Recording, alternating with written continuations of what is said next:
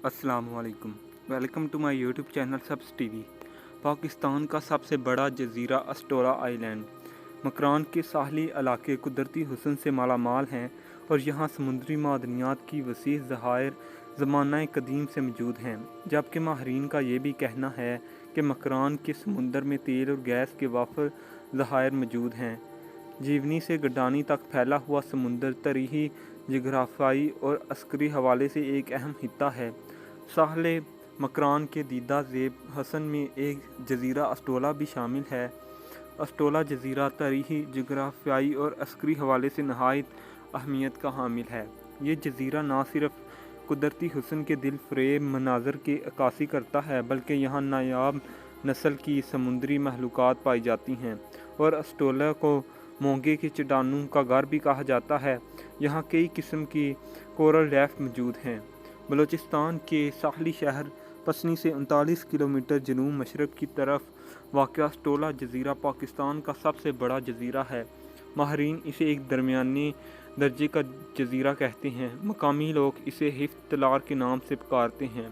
हिफ्त तलार पंजाबी बलोची ज़बान का लफ्ज़ है, जिसका मतलब ऐसी 7 चोटियाँ हैं जो एक दूसरे के साथ जुड़ी हुई हैं। माजी बाईत में ये साहली इलाका ना सिर्फ एक तजारती मरकज़ था, बल्कि तजारती गुज़रगाह का दर्जा भी रखता था।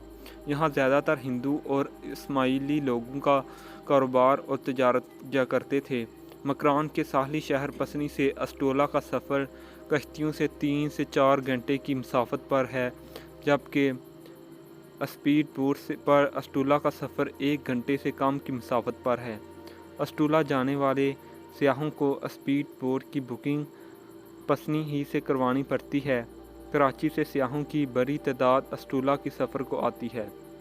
अस्टोला जजीरा 6.7 मरबा किलोमीटर रकबे पर मुहित है, जिसकी लंबाई 6.7 किलोमीटर और ज़्यादा से ज़्यादा चौड़ाई 2.3 किलोमीटर है।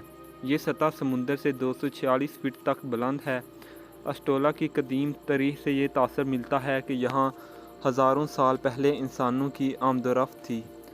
अस्टोला के दरियाफ्त के हवाले से कहा जाता है कि 325 कबल मसीह के यूनानी दौर में ये जजीरा दरियाफ्त हुआ, लेकिन इसकी तस्दीक में तारीखी दस्तावेज़ दस्तयाब नहीं। मकरान के साहली इलाकों में आने वाले जंजलों से अस्टोला का पिछला हिस्सा समुंदर बर्द होता जा रहा है और समुंदर की तेज़ लहरों के भी जजीरे की अकबी हिस्से से टकराने की वजह से इसका एक हिस्सा समुंदर की नज़र होता जा रहा है, जिसके बायस जजीरे पर पड़ने वाली बड़ी दरारें भी नुमाया नज़र आने लगी हैं।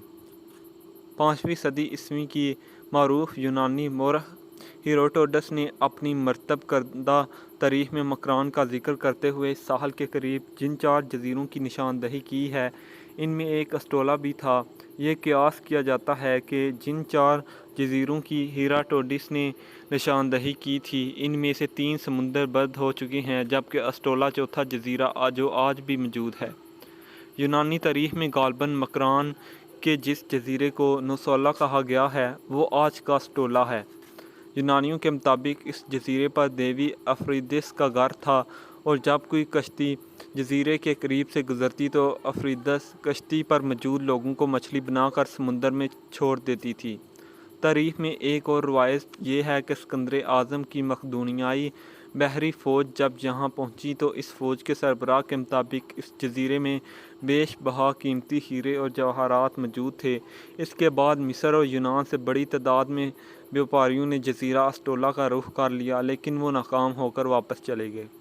अगरचा हीरे जवाहरात के क़यास नाकस सही, मगर आज के दौर में माहरीन का कहना है कि बलूचिस्तान के साहली इलाकों के समुंदर में तेल गैस के वाफर ज़खायर मौजूद हैं, जो मकरान के साहिल से लेकर खलीज फारस तक जाते हैं।